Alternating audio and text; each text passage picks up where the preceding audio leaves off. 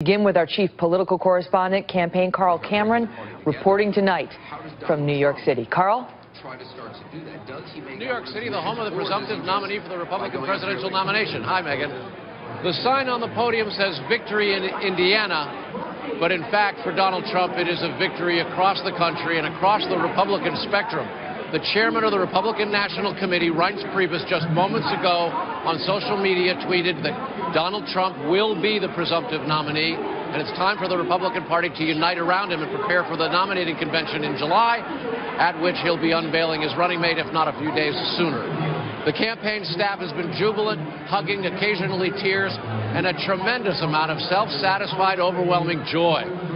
This team and this candidate has faced more scrutiny and more skepticism than any successful presidential candidate in the Republican Party in decades. And so tonight, they feel a vindication, and they also recognize tremendous challenges. They recognize that they have catching up to do in terms of the types of massive organization needed to run a general election campaign. And it's going to be a long one. He's effectively uncontested now with Cruz suspending, no matter what Kasich does.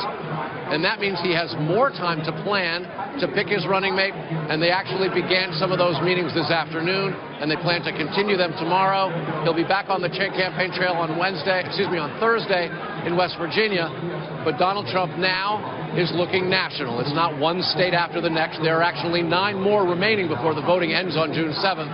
But for him now, it's time to start seriously looking at Hillary Clinton, and he can put Ted Cruz and the 16 other rivals he's fought for over almost a year in his rearview mirror. Megan. Carl, we'll be back to you just as soon as the candidate emerges.